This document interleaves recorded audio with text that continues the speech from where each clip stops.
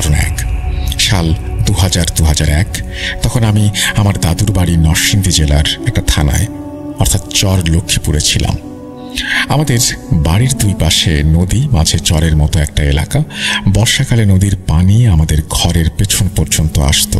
আমাদের ঘরের সামনে আমার দাদু আর কাকার ঘর, এরপর মাটির রাস্তা, রাস্তা থেকে কিছুটা নিচে ফসলের মাঠ, এরপর আবার নদী। বর্ষাকালে নদীর পানি রাস্তা পর্যন্ত আসে। আমার বাবা ঢাকায় ব্যবসা করতেন। 2-3 মাস পর পর তিনি বাসায় আসতেন। তখন বর্ষাকাল। বাবা আমার জন্য ঢাকা থেকে ছোট ছাতা কিনে নিয়ে বাড়িতে আসেন। বিকেলে আমার বাবাকে দোকান থেকে কিছু জিনিস আনার কথা বললে উনি বাজারে চলে যান।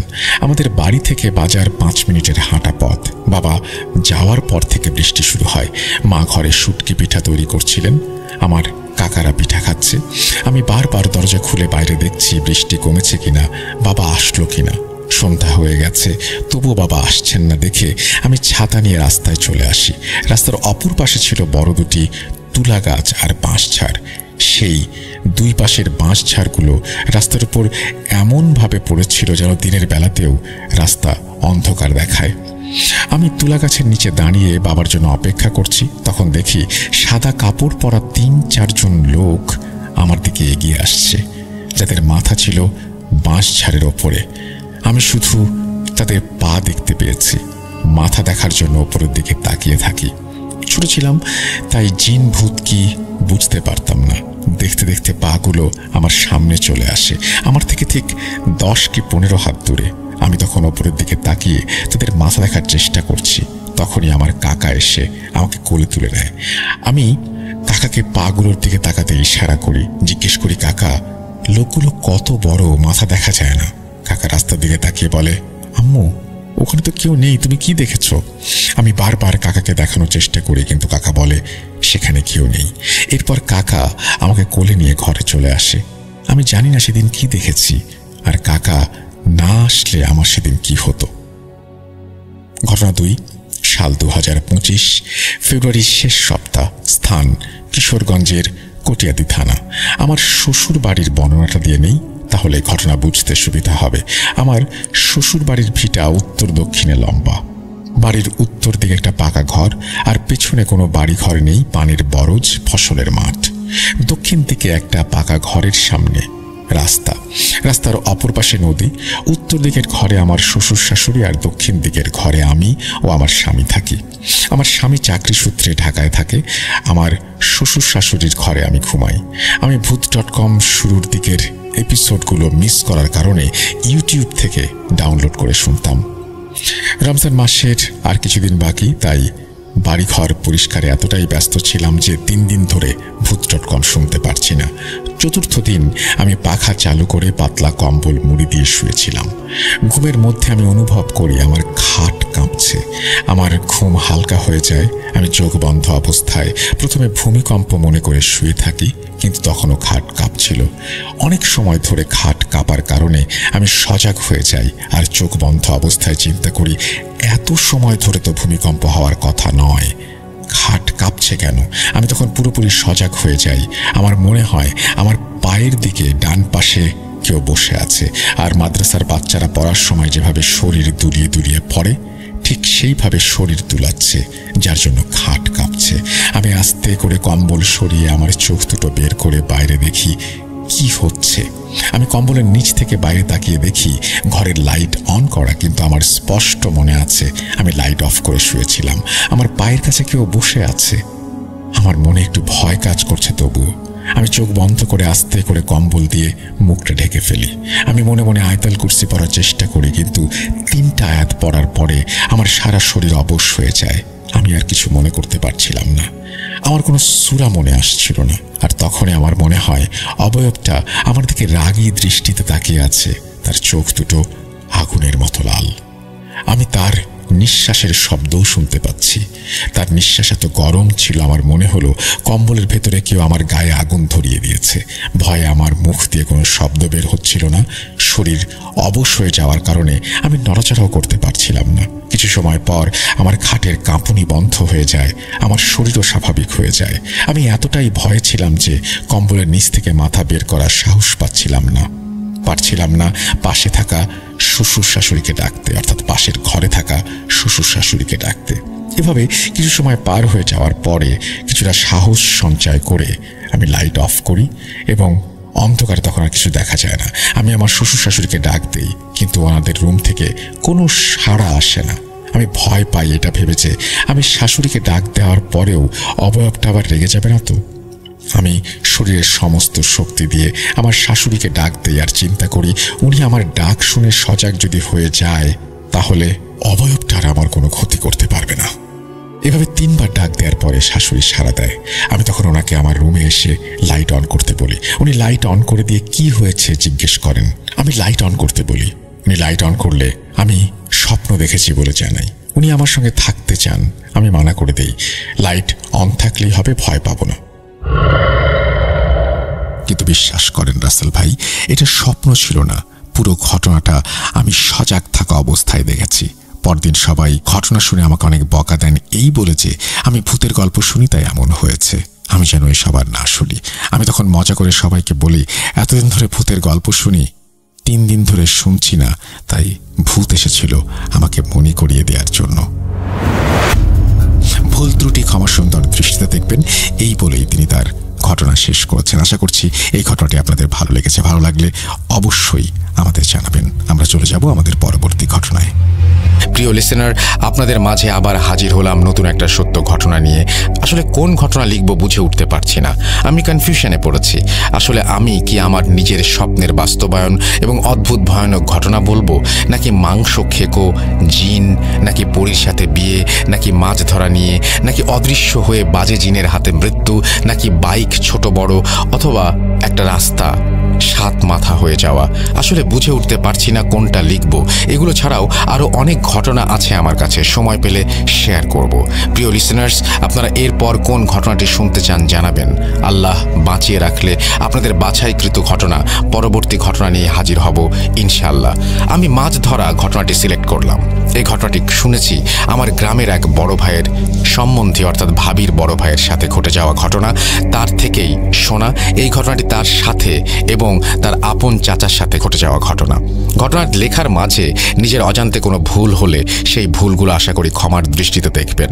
অনেক কথা বললাম, এবার ঘটনায় যাওয়া যাক। ছোটবেলা থেকেই বলতে গেলে আমি মাছ ধরা নিয়ে বেশি আগ্রহী ছিলাম।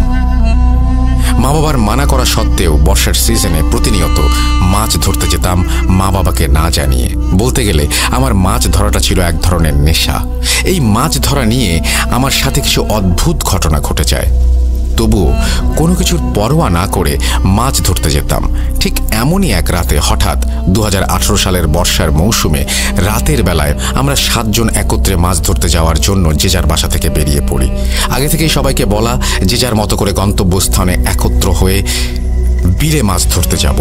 আমি সহ আমরা 6 জন আগে এসে সেই গন্তব্যস্থানে বসে আড্ডা দিচ্ছিলাম আর সাকিবের জন্য অপেক্ষা করছিলাম। সাকিব আসা অবধি বলা বলি করতে থাকি কোথায় বেশি মাছ পাওয়া যায়। এছাড়াও আরও বলতে থাকি ভূত জিন এগুলো কোন জায়গায় বেশি সমস্যা করে। আরও বলতে থাকি নিজেদের কার কার সাথে কীরকম ভয়ের ঘটনা ঘটেছে। এসব কথোপকথনের সময় আমার ভাবির বড় ভাই বলে ওঠে, আমার ও আমার চাচার সাথে খুব ভয়ের ঘটনা ঘটেছে এবং এই ঘটনাটি আমাদের প্রতিবেশী সবাই জানে। এমত অবস্থায় সেই ভাইকে বললাম ঘটনাটি শেয়ার করার জন্য। বড় ভাই আমাকে বলল, আজ না আরেকদিন বলবো সময় করে। এই কথাটি বলে কারণ বড় ভাই বলে সাকিব আসার সময় হয়ে গেছে, সাকিব আসলে তো সম্পূর্ণ ঘটনা শুনতে পাবে না। তখন বড় ভাইকে বললাম, সমস্যা নেই, দরকার পড়লে সাকিব এসেও শুনবে আপনার ঘটনা। তাছাড়া এখন তো রাত 10টা বাজে, 12টার দিকে না হয় যাব। এই কথা বলার পর আমার সাথে সবাই সায় দিয়ে বড় ভাইয়ের ঘটনা শুনবে বলে জানানো হয়। আসলে ঘটনাটি শোনার জন্য একটু বেশি আগ্রহ দেখেছিলাম আমি, কারণ ভূত জিনের প্রতি আগ্রহ আমার অনেক বেশি। ভাই বলতে শুরু করেন, আজ থেকে প্রায় 16 বছর আগের কথা, অর্থাৎ 2001 সালের দিকে এমন এক বর্ষার রাতে আমি আর চাচা মাছ ধরতে বিলে যাই। এই বিলটির নামকরণ করা হয় ভয়ানক বিল নামে। যাই হোক, আমরা তখন মাত্র 10 কিংবা 11 বছর বয়সের। আসলে এই বয়সে রাতে মাছ কখনো ধরতে যেতাম না, তার কারণ ভূত জিন দেখে আমি খুব ভয় পাই। এমন এক বর্ষার সময় একদিন খুব ভারী বৃষ্টি হচ্ছিল, অর্থাৎ সারাদিন বৃষ্টি, অনেক বৃষ্টি হয়ে বিলের সব জমি তলিয়ে যায়।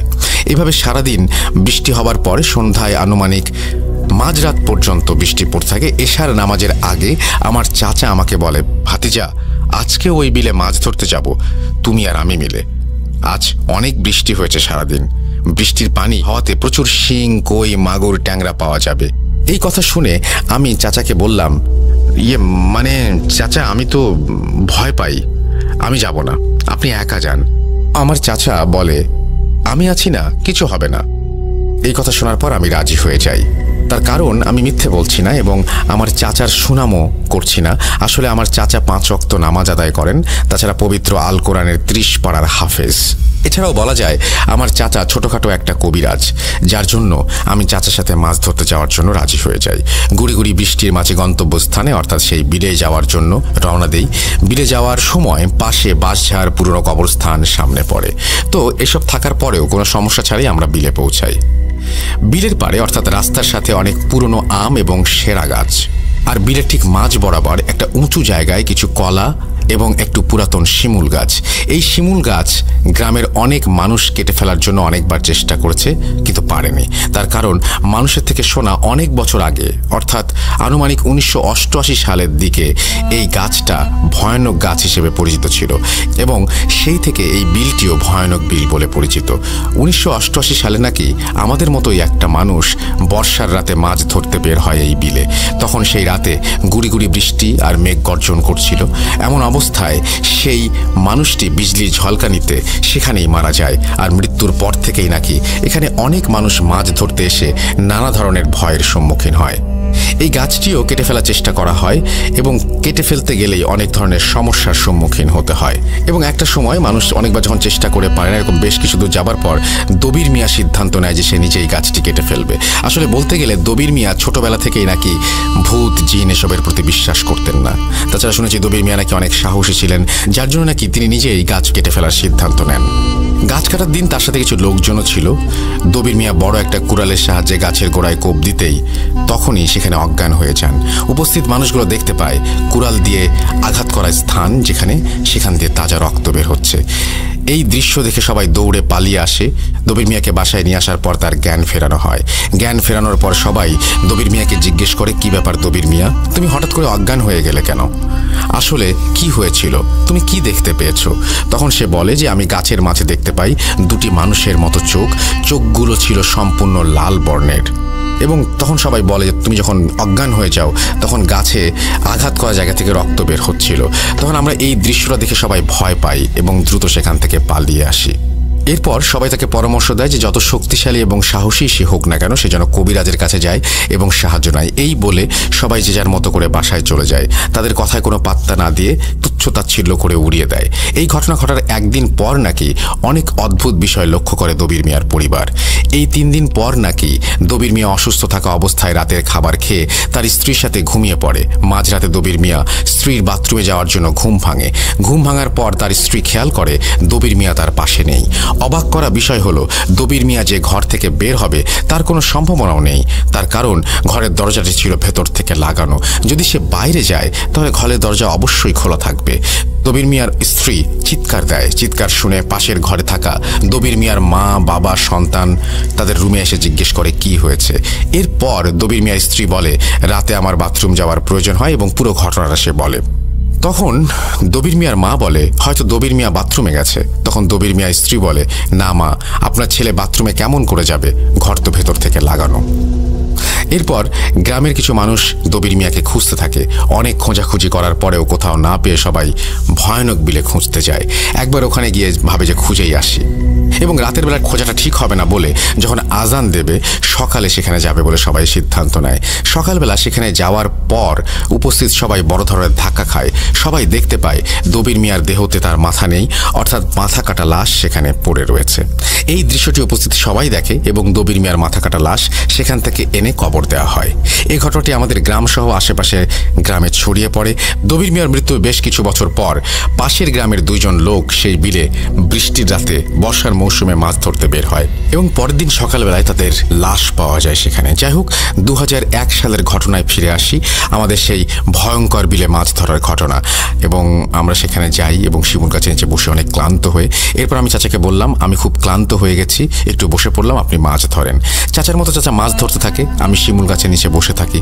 হঠাৎ কিছুক্ষণ পর আমি খেয়াল করি শিমুল গাছের ওপর থেকে মানুষের মতো কালো ছায়া বেয়ে নেমে আসছে এবং নিচে নামতে নামতে দেখি প্রায় আমার কাছেই চলে এসেছে সেই ছায়াটি। এইটা দেখার পর তৎক্ষণাৎ এক লাফে দাঁড়িয়ে পড়ি এবং সাথে সাথে চিৎকার করে আমার চাচাকে ডাকি। চাচা ছুটে আসে এবং বলে যে কি হয়েছে, কি দেখেছিস? আমি চাচাকে সব খুলে বলি। এরপর চাচা বলে আমি নাকি ক্লান্ত হয়ে পড়েছি, এই জন্য ভুল কিছু দেখছি। আমি আসলেই ভুল দেখেছি, হতে পারে। আমি নিজের চোখে দেখলাম একটা কালো ছায়া ওপর থেকে নিচে চলে আসছে। আমি তো আর আমার নিজের চোখকে অবিশ্বাস করতে পারি না। এই কথা ভাবার পর চাচাকে বললাম চাচা আমি সেখানে বসতে পারবো না, সেখানে বসতে আমার ভয় করছে। তখন চাচা আমাকে বলে আচ্ছা ঠিক আছে, তোর বসতে হবে না, তুই মাছ ধর। আমি আবারও চাচাকে বললাম আমি আর মাছ ধরতে পারবো না, চলেন বাসায় যাই। তখন চাচা আমাকে বলে দাঁড়া, আর কিছুক্ষণ মাছ ধরি, এখানে অনেক মাছ পাওয়া যাচ্ছে। এরপর চাচা বলে তোর মাছ ধরতে হবে না, তুই আমার কাছে কাছে থাক। এভাবে কিছুক্ষণ মাছ ধরার পর এক জায়গায় দাঁড়িয়ে থাকি, চাচাকে ডাকাডাকি করতে থাকি। উত্তর না পেয়ে আমার হাত দিয়ে ধাক্কা দেই। চাচা আমাকে বলে ভাতিজা যত দ্রুত সম্ভব এখান থেকে চল, আর তুই যা পারিস সূরা জোরে জোরে পড়তে থাক। তখন চাচাকে বললাম কেন, কি হয়েছে? তখন চাচা বলে পরে বলছি, আগে এখান থেকে তাড়াতাড়ি চল। এরপর উচ্চ স্বরে সূরা ইয়াসিন পড়তে থাকে চাচা।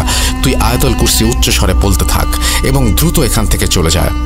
সেখান থেকে আসার সময় খুবই শীতল কিছু একটা আমার শরীর অনুভব করি। আসলে এতই শীতল ছিল মনে হচ্ছে কে যেন আমার শরীরে বরফ ধরেছে। এরপর সেখান থেকে আমরা দ্রুত রাস্তায় চলে আসি। রাস্তায় আসার পর চাচাকে বললাম কি ব্যাপার চাচা, আপনি এভাবে চলে আসলেন কেন, কি হয়েছে? চাচা বলে এখন কিছু বলবো না, আগে বাসায় যাই তারপর সব বলছি। এরপর বাসায় আসার পর চাচাকে আবার বললাম কি হয়েছে, এমনভাবে চলে আসলেন কেন?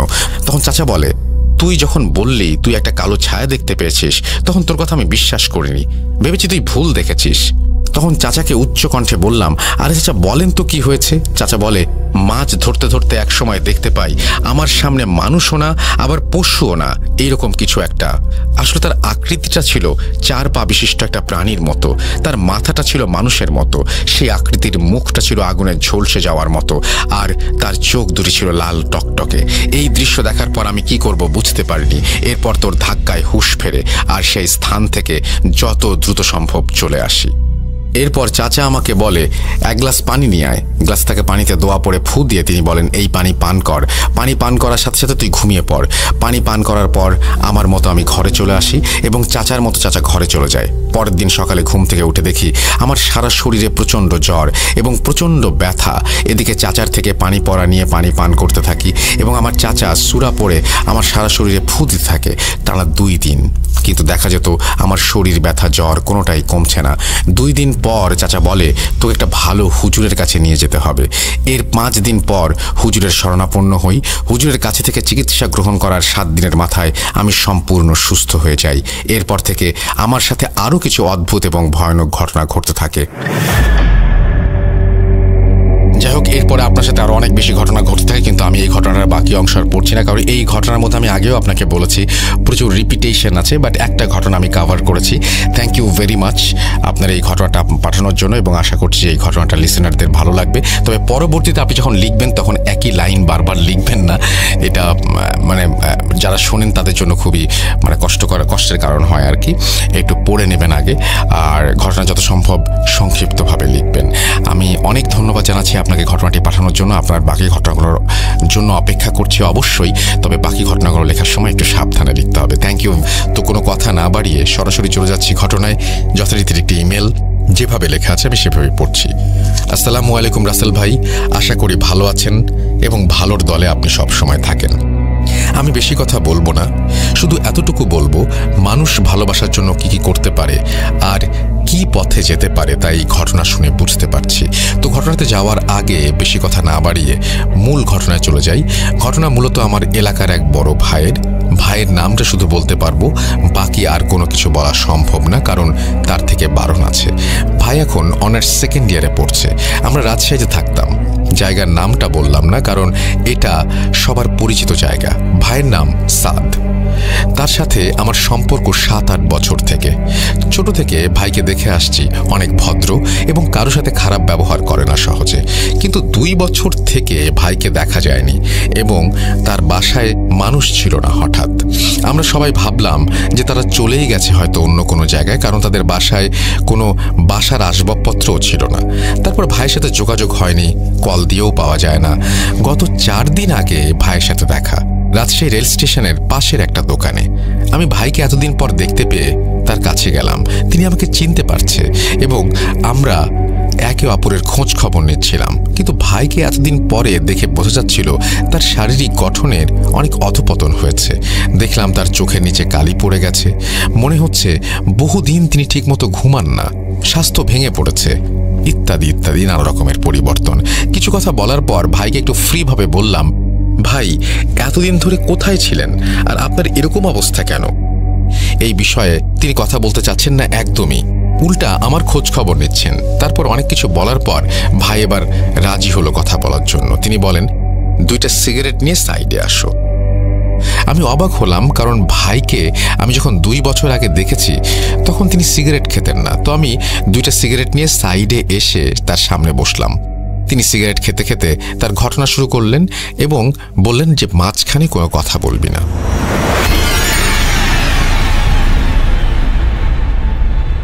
আমি 2 বছর আগে যখন রাজশাহী থেকে চলে যাই তখন পেছনে অনেক বড় কারণ ছিল তার।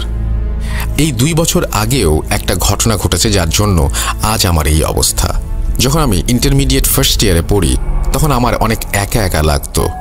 কারণ তোরা জানিস, আব্বু আম্মুর মধ্যে সমস্যার জন্য বাসাতে গেলেই একই সমস্যা, শুধু ঝগড়া, এগুলো ভালো লাগতো না। পড়াশোনাতে মন বসতো না ঠিক মতো। আমি তখন কোচিংয়ে না গিয়ে বাইরে বাইরে ঘুরে বেড়াতাম আর মাঝে মধ্যেই সিগারেট খেতাম, কিন্তু কেউ জানতো না, এমনকি তোরা পর্যন্ত না। এর মধ্যে আমি বিকেলে মাঠে র্যাকেট খেলতে গেলাম। তখন হঠাৎ একটা মেয়েকে দেখে আমার ভালো লাগলো। তোরা ওকে চিনিস হয়তো, তার কারণ তোদেরই ক্লাসে পড়ে। তখন তাকে শুধু ভালো লেগেছিল। আমার 2টা ফ্রেন্ড সজীব আর তারেককে এই বিষয়টা জানালাম, কারণ মেয়েটা আমার থেকে জুনিয়র, কোনো সমস্যা বা এরকম পরামর্শ নেওয়ার জন্য আর কি। ওরা আমাকে বলল, তোর ভালো লেগেছে, তুই দেখ, যদি ওই মেয়ে তোকে পছন্দ করে তাহলে কোনো সমস্যাই নেই। আমিও বললাম ওইটাই বিষয়। এভাবেই শুধু 3 জনই জানতাম আমরা যে আমি ওকে পছন্দ করি। তারপর ওই মেয়েটাকে আমি প্রায় মাঠে গেলে দেখি, তাকাই, তাকে ফলো করি, সেটা ও বুঝতে পারে।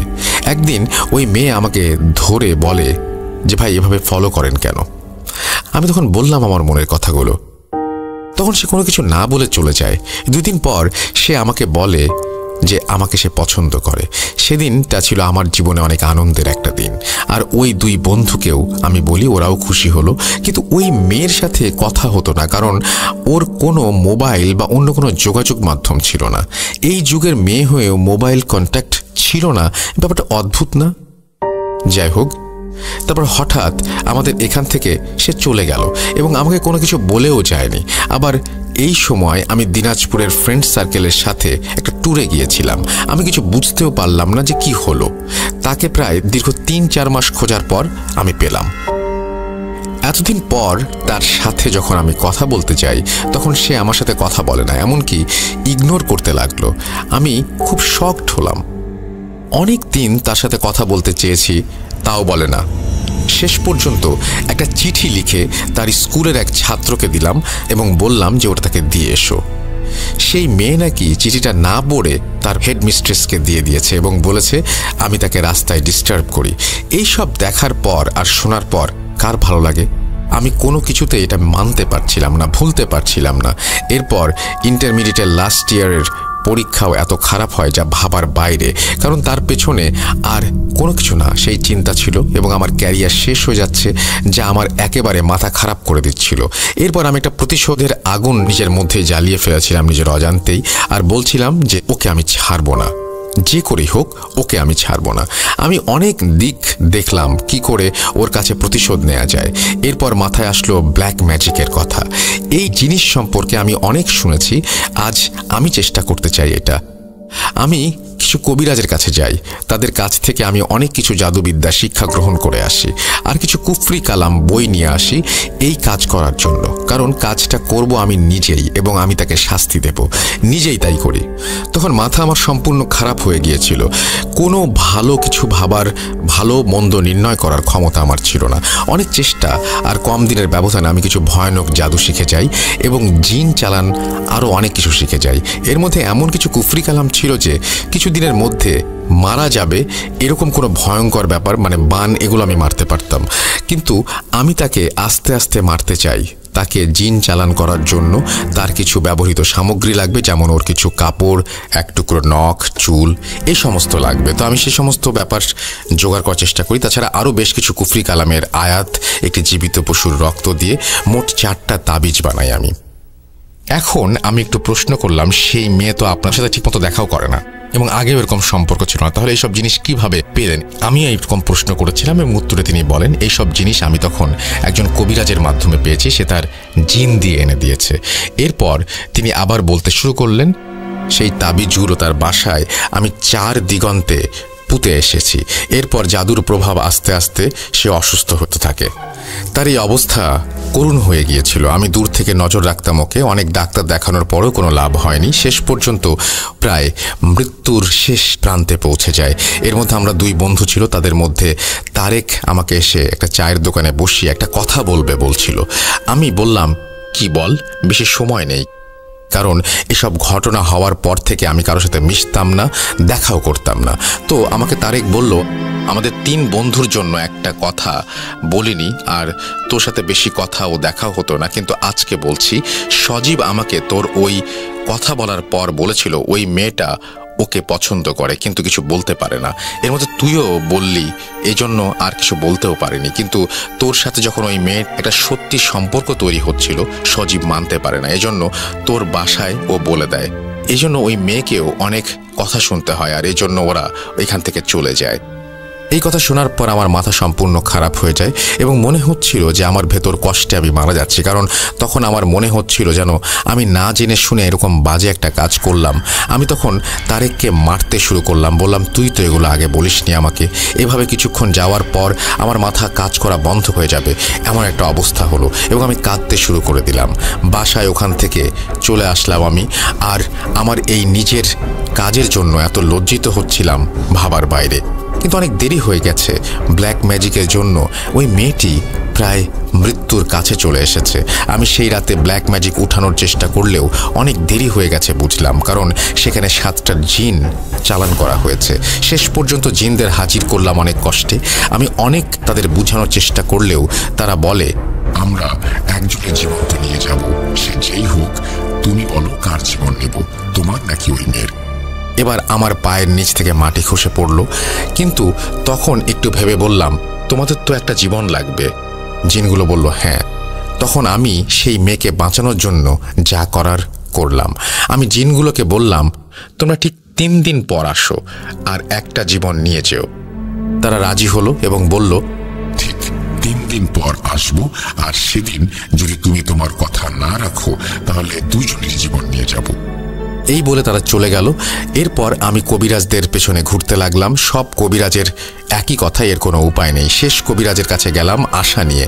এই কবিরাজ সেই কবিরাজ যিনি আমাকে ওই মেয়ের চুল, নখ, কাপড় জিনের মাধ্যমে জোগাড় করে দিয়েছিলেন।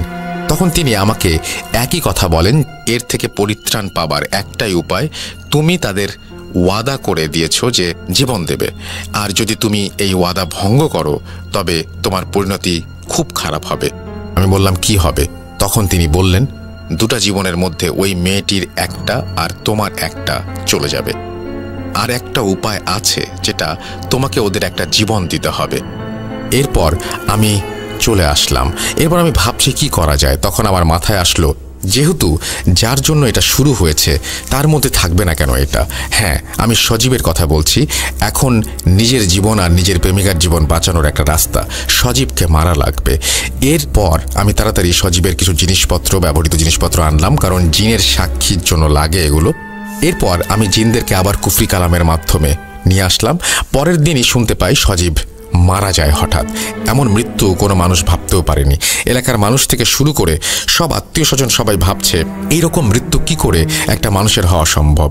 সজীবের মৃত্যু একটা ছোট বিবরণ হলো, তার শরীরে একটুও রক্ত ছিল না, সম্পূর্ণ নীল বর্ণ হয়ে গিয়েছিল সে। মনে হচ্ছিল ওর রক্ত কেউ চুষে খেয়েছে। ওর নখগুলো ছিল শুধু লাল, আর মনে হচ্ছিল ওর চোখ বের হয়ে যাবে চক্ষু কুঠুরি থেকে। তারেক আমার দিকে তাকিয়েছিল। তখন আমি সজীবের বাসায় গিয়েছিলাম, কারণ তারেক কিছু বুঝতে পারে যে এই কাজে আমার হাত থাকতে পারে, কিন্তু এইটা জানে না যে কিভাবে করেছি। ওই আমাকে এগুলো জিজ্ঞাসা করুক, তার আগেই আমি এখান থেকে চলে যাই 2 দিনের মধ্যে বাসার সবাইকে নিয়ে। আর এই ঘটনার পর থেকে আমি ঠিকমতো একটা রাতও ঘুমাতে পারিনি। আর ঘুম আসবে কি করে? আমার না বোঝা রাগের জন্য এই অবস্থা। জানি না আল্লাহ ক্ষমা করবেন কিনা, কারণ যেই কাজ আমি করেছি সেই কাজের কোনো ক্ষমা নেই। তবুও প্রত্যেক দিন আল্লাহর ইবাদত করি, নামাজ পড়ি, আর এরকম জঘন্য কাজ যেন তোরা না করিস ভবিষ্যতে, এই জন্য তোকে এই ঘটনাটা বললাম। এই বলে তিনি যখন উঠবেন তখন আমি বললাম, ভাই মেয়েটার নাম বললেন না? তিনি বলেন, ওর নাম আমি মুখ দিয়ে বললেই এই পৃথিবীতে ও থাকবে না। এই বলে তিনি আমার থেকে বিদায় নিলেন। কিন্তু তার কাছে নম্বর বা কোথায় থাকে এই সমস্ত চাইলে সে কিছু দিতে রাজি হয় না। শুধু বলে, আল্লাহ দেখা করালে সেদিন আবার দেখা হবে। যদি ঘটনাটা ভালো লাগে জানাবেন। আর যেহেতু রেগুলার ঘটনা পাঠাই, এজন্য লেখার মধ্যে কোনো ভুল ত্রুটি থাকলে মাফ করবেন। আর ঘটনার অনেক কিছু লিখতে পারিনি, কারণ সাদ ভাইয়ের বলা অনেক কথা আমার অস্পষ্ট রয়ে গেছে। শেষ কথা, একটা কথাই বলবো যে ঘটনার সত্যতা এইটা আপনার উপর বিবেচনা, কারণ বিশ্বাস করা বা না করা একান্তই আপনাদের ব্যাপার। এইটাই লিখেছেন রাজশাহী থেকে, এবং তিনি বলছেন আমি আমার ছদ্মনাম ব্যবহার করলাম। এবং আমি যেটা বলবো যে হ্যাঁ, কাজটা অবশ্যই সাদ যার কথা বলছেন তিনি খারাপ করেছেন, এবং আমি ভাবছিলাম যে আপনি করেছেন কিনা এই কাজটি। না, আপনি করেননি, কিন্তু তাকে পেলে আপনি বলবেন যে হ্যাঁ অবশ্যই তিনি খারাপ করেছেন। তবে এরকম কাজ যেন কেউ না করে, এবং এরকম কাজ থেকে যেন সবাই বিরত থাকে। আর একটা কথা, আপনি যখন লিখবেন তখন একটু দেখে লিখবেন। অনেক স্পেলিং মিস্টেকের জন্য অনেক সময় পড়তে ঝামেলা হয়, বা অনেক সময় সেন্টেন্সে অনেক ঝামেলা থাকে। আপনারা যখনই পড়বেন বা ঘটনা পাঠাবেন, একবার নিজে পড়ে তারপরে পাঠাবেন। একটা কথা না বাড়িয়ে চলুন সরাসরি চলে যাই ঘটনায়। যেভাবে লেখা আছে আমি সেভাবেই পড়ছি। হ্যালো রাসেল ভাই, কেমন আছেন? আপনার মুখ থেকে আমি ভালো আছি কথাটা খুব কম শোনা হয়, তাই জিজ্ঞেস করলাম। আমি আপনাদেরকে জানাই যে আমি ভালো আছি এবং সবসময় ভালোর দলে। ছোট থেকেই ভূত FM শুনে বড় হয়েছি, তাই ভূত.com শোনাতে নস্টালজিয়া কাজ করে। যাই হোক, ঘটনা বলি। ঘটনাগুলো ছোট হলেও আমার মনে দাগ কেটে গেছে। আমি নাম প্রকাশ না করলে খুশি হব। ঘটনাটি আমার সাথেই ঘটা।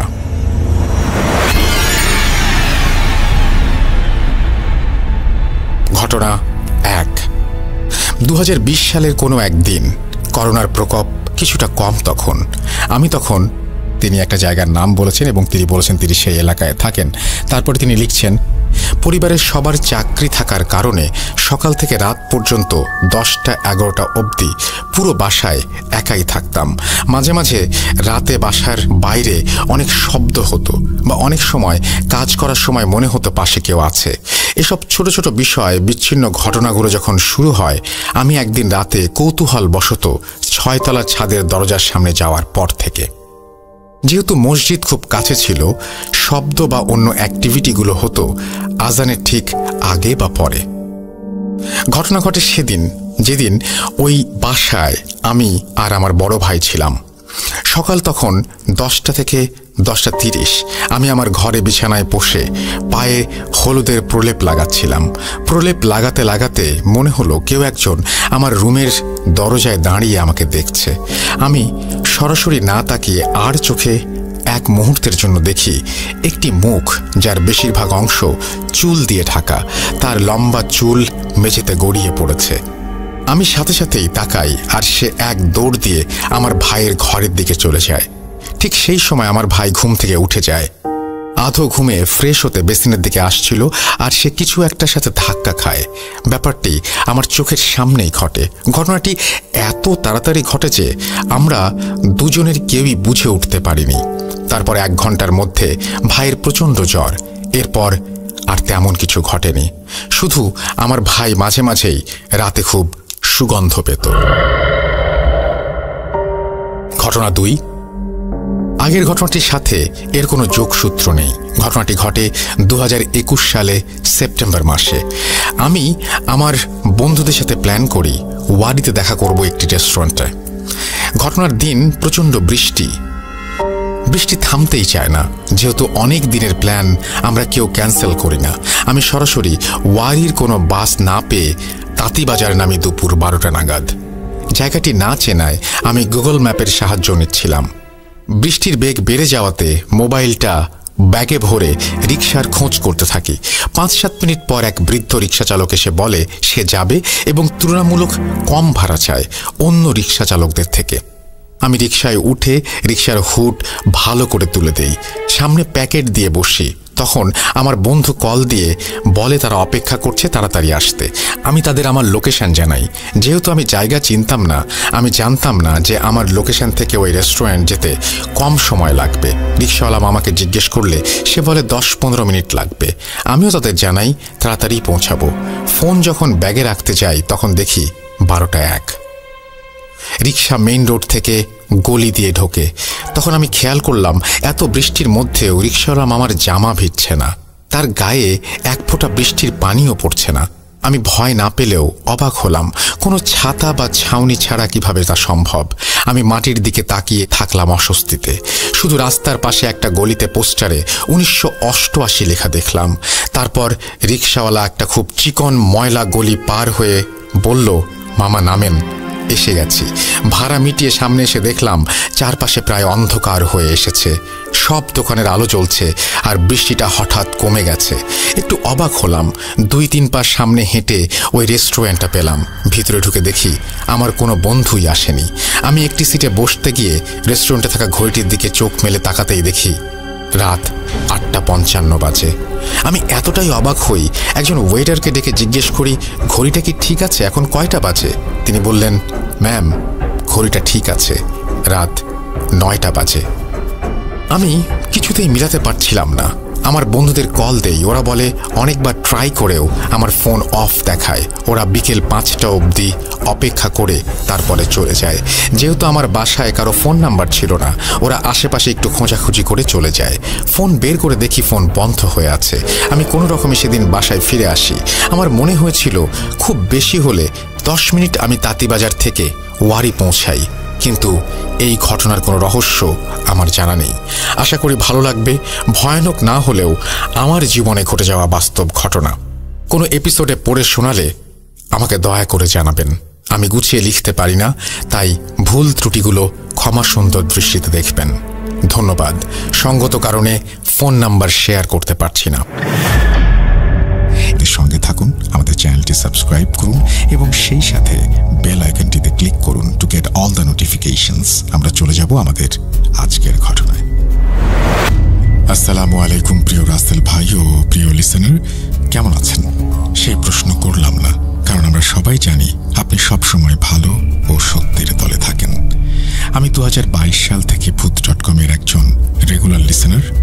নাম আতিকুর রহমান ইউসুফ, বাড়ি গাইবান্ধা জেলার সাঘাটা থানায়। আমি 10ম শ্রেণীতে পড়ি। আজ আমি আপনাদের সামনে যে ঘটনাটি বলবো এটা আমার আপন মামার মুখ থেকে শোনা। তো দেরি না করে চলুন ঘটনায় ঢুকে পড়া যাক।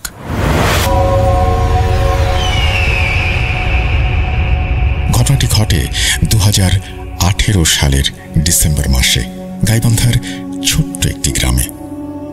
মোহিত নামের একটা ছেলে তার মা বাবার সঙ্গে গাইবান্ধা শহর থেকে একটু দূরে একটা পুরনো একতলা বাড়ি ভাড়া নেয়। বাড়িটা এতই পুরনো ছিল যে দেয়ালে সাদা রঙের ছোপ পড়ে গিয়েছিল।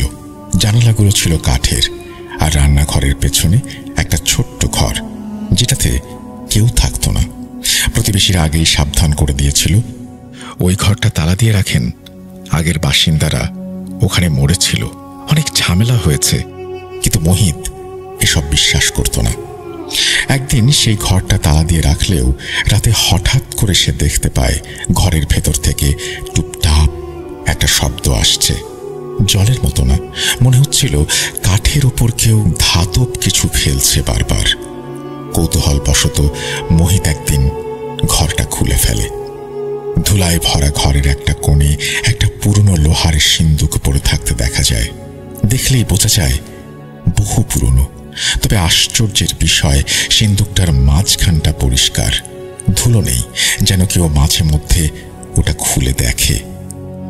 সে সিন্দুকটা তুলতে চায়, পারে না, তালা ভাঙতে চায়, 2 ঘন্টা লেগে যায়। তবে যখন খোলে গন্ধটা এতই বিশ্রী যে মোহিত প্রায় বমি করে ফেলে। পচা মাংস আর পোড়া কাপড়ের গন্ধ একসাথে। ভেতরে ছিল কয়েকটা আধ পোড়া ছবি, পুরনো এক জোড়া বাচ্চার জুতা আর একটা চিঠি। চিঠিটা লেখা ছিল রক্তের মতো লাল কালি দিয়ে। চিঠিতে লেখা, যার হাতে এই চিঠি পৌঁছায় সে আমায় মুক্ত করে। আমার নাম ছায়া, আমার বয়স 8, আমি এখানেই মারা গিয়েছিলাম, কিন্তু কেউ বিশ্বাস করেনি যে আমি ছিলাম। তুমিই দেখবে, তুমিই শুনবে, তুমি যে আমাকে জাগিয়ে তুললে। মোহিত ভাবল কেউ মজা করেছে, চিঠিটা ছিঁড়ে ফেলে দেয় আর সিন্দুকটা বন্ধ করে দেয়। কিন্তু সেই রাতেই শুরু হয় আসল খেলা। ঠিক রাত 3:07 মোহিত হঠাৎ উঠে দেখে ঘরের সব আলো নিভে গেছে। একটা বাচ্চা মেয়ের ছায়া দাঁড়িয়ে আছে জানালার পাশে, চুলে মুখ ঢাকা। সে ধীরে ধীরে কাঁচে আঁচড় কাটছে। খোলো, আমি ফিরেছি। মোহিত চিৎকার করে ওঠে। মা বাবা দৌড়ে আসে, কেউ মেয়েটাকে দেখে না। পরদিন মোহিত বলে, আমি হয়তো মানসিক চাপে ছিলাম, কিন্তু পরের রাতেও একই সময়ে একই ছায়া। তবে এবার ছায়াটা জানালার বাইরে নয়, ঘরের ভেতরে, সিন্দুকের পাশ থেকে যেন হেঁটে বেরিয়ে আসে। মোহিত একদিন সিদ্ধান্ত নেয় সব পুড়িয়ে ফেলবে। সিন্দুক, ছবি, জুতা, চিঠি সব আগুনে সব পুড়ে যায়। কিন্তু শেষ বেলায় সে শুনতে পায় একটা বাচ্চা মেয়ের হাসি, আর ছায়ের ভেতর ধোঁয়ার মধ্যে একটা চোখ লাল এবং একটা মুখ দেখা যায়। সে বলছে, তুমি আমায় আবার মেরে ফেললে, কিন্তু এইবার আমি একা যাব না। সে রাতের পর থেকে মোহিত নিখোঁজ হয়ে যায়। তার মা বাবা মানসিক ভারসাম্য হারিয়ে হাসপাতালে, আর সেই বাড়িটা এখনো খালি।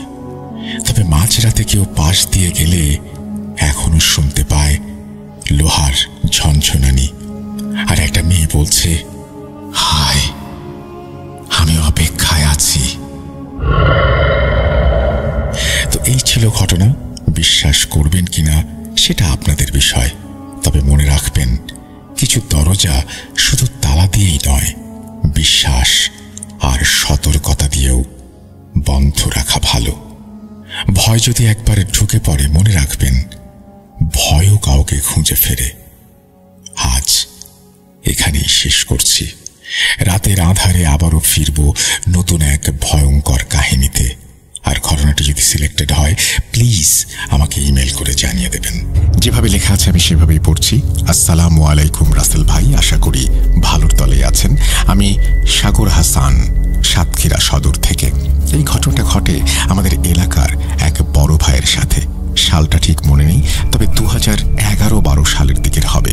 সরাসরি ঘটনায় যেতে চাই, তার আগে বলে দিচ্ছি ঘটনার নামগুলো আমি আমার নামেই দিচ্ছি, কারণ যার সাথে ঘটেছে তার সমস্যা হতে পারে।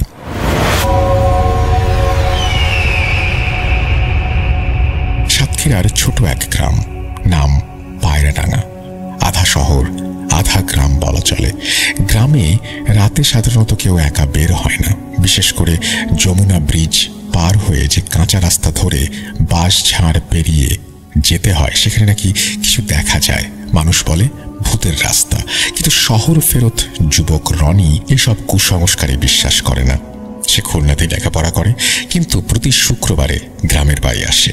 সেদিন ছিল শুক্রবার রাত। বাস ছাড়তে দেরি হওয়ায় সে সাতক্ষীরায় পৌঁছায় 10:20। রাত তখন। তারপরে তার বোনের বাসা থেকে বাইক নিয়ে সেখান থেকে বাইক চালিয়ে সে গ্রামে ফেরে। 35 মিনিটের পথ, কিন্তু তখন রাস্তা ফাঁকা, নিস্তব্ধ আর ঝিরঝিরে হাওয়া বইছে। সে হেডফোনে গান শুনতে শুনতে বাইক চালাচ্ছিল, কিন্তু বাঁশঝাড়ের কাছে আসতেই বাইকের হেডলাইট হঠাৎ নিভে যায়, গানও বন্ধ হয়ে যায়। তার দেখা হয় একটা মহিলার সঙ্গে। সে ভেবেছিল এটা বাইকের হয়তো ইলেকট্রিক্যাল কোনো সমস্যা, সেই কারণেই বাইক চলছে না। হঠাৎ সে বুঝতে পারে রাস্তায় একজন মহিলা দাঁড়িয়ে আছে, সাদা শাড়ি পরে, চুল খোলা, মুখ নিচু। প্রথমে ভেবেছিল কোনো লোক হয়তো বিপদে পড়েছে। এগিয়ে গেল। আপনি ঠিক আছেন? এত রাত্রে একা? কোনো উত্তর নেই। সে আরো এক ধাপ এগোতেই অনুভব করে আশেপাশের বাতাস থেমে গেছে। কোনো পাখি, পোকা, এমনকি নিঃশ্বাসের শব্দও শোনা যাচ্ছে না। মহিলাটি মাথা তোলে। সে দেখে মহিলাটির মুখ নেই। সে চিৎকার করে ওঠে। বাইকে উঠে স্টার্ট দেওয়ার চেষ্টা করে, কিন্তু বারবার চেষ্টা করেও ব্যর্থ হয়। তখন হঠাৎ সে দেখে সেই মহিলা ধীরে ধীরে তার দিকে এগিয়ে আসছে। মাসুদ প্রাণপণে বাইক স্টার্ট দেওয়ার চেষ্টা করে। শেষমেশ বাইকটি গো গো শব্দে আবারও চলা শুরু করে। সে সর্বোচ্চ স্পিড তুলে ছুটতে থাকে। মিনিট 5 যাওয়ার পর তার কাঁধে ঠান্ডা একটা কিছুর স্পর্শ অনুভব করে। কি যেন হাত রেখেছে। সে পেছনে ফিরে তাকাতে সাহস পায় না, কিন্তু স্পষ্টভাবে দেখতে পায় বাইকের সাইড মিররে সেই সাদা শাড়ির মহিলা বসে আছে। মাসুদের শরীরে একটা ঠান্ডা স্রোত বয়ে যায়। সে চিৎকার দেবার চেষ্টা করে। একসময় বাইক উল্টে পড়ে যায়।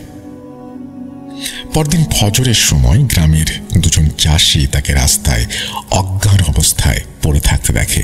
শরীর ঠান্ডা, মুখে ফেনা, চোখ খোলা, নিঃসাড়। তাকে সাতক্ষীরা মেডিকেল কলেজ হাসপাতালে ভর্তি করা হয়। ডাক্তাররা প্রথমে স্ট্রোক ভাবলেও পরে মানসিক কোনো সমস্যা বা ট্রমা বলে ধরে নেয়। কিন্তু একটা অদ্ভুত ব্যাপার ঘটে। ওর শরীরে কোনো সাদা ছোপ পড়ে থাকে, যেটা কোনো ডাক্তার কি কারণে হয়েছে তার ব্যাখ্যা দিতে পারে না। 3 দিন পর জ্ঞান ফেরে। তার প্রথম কথা ছিল, আমার পেছনে বসে আছে, তার শরীর ঠান্ডা, মুখ নেই। তারপর সে কাঁদতে থাকে, আমার ভুল হয়ে গেছে, আমি বিশ্বাস করিনি। গ্রামের এক প্রবীণ মহিলা হাজেরা রানী বলেন, ওই বাঁশঝাড়ের রাস্তায় আগে এক বিধবা মহিলা থাকতেন। তার স্বামী শহরে কাজ করত। ফিরতে দেরি হয়ে গিয়েছিল তার এক রাতে। কিছু মানুষ তাকে নানাভাবে নির্যাতন করে। সেই মহিলা ওই বাঁশঝাড়ে সেই নির্যাতন সহ্য করতে না পেরে গলায় দড়ি দিয়ে আত্মহত্যা করে। তারপর থেকে ওই রাস্তায় রাত 12টার পর কেউ গেলে সে আর ফিরে আসে না।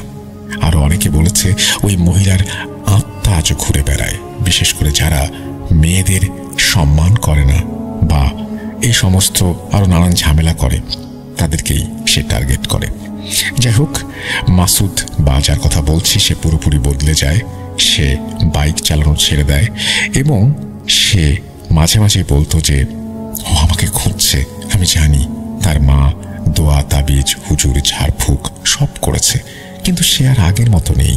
সে এখন খুলনায় থাকে না, গ্রামের বাড়িতে মসজিদের পাশে থাকে, নিয়মিত নামাজ পড়ে আর কাউকে ওই রাস্তায় যেতে দেয় না। ঘটনাটা আজও অনেকের কাছে রহস্য।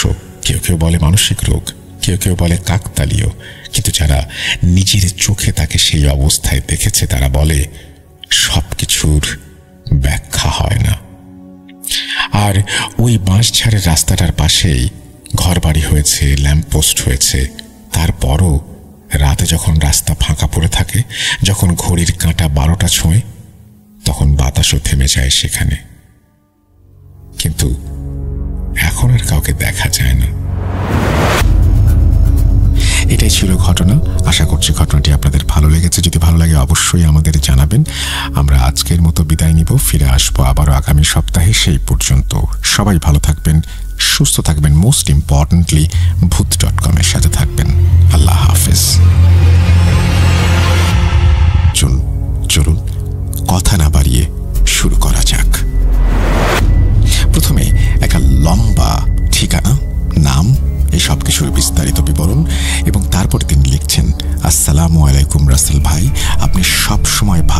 আছেন, তাই কেমন আছেন জিজ্ঞেস করলাম না। আসলে আমার ঘটনা বা গল্প লেখার অভ্যেস নেই, তাই অনুষ্ঠানে আমি কখনো ঘটনা বা গল্প পাঠাইনি। আপনার অনুষ্ঠানগুলো অনলাইনে ডাউনলোড করে অথবা ইউটিউব থেকে শুনি। আপনার অনুষ্ঠান শুনতে শুনতে আমার জীবনে ঘটে যাওয়া কিছু ঘটনা গল্পের মতো মনে হয়েছে। আজকে তার মধ্যে একটি ঘটনা আপনাদের সাথে শেয়ার করার চেষ্টা করছি। আমার লেখার হাত ভালো নয়, যদি কোথাও ভুল হয়ে থাকে ক্ষমা করবেন। 2005 বা 2006 এমন কোনো একটা সময়ের কথা। আমি তখন ঢাকায় একটি সাইবার ক্যাফেতে চাকরি করি।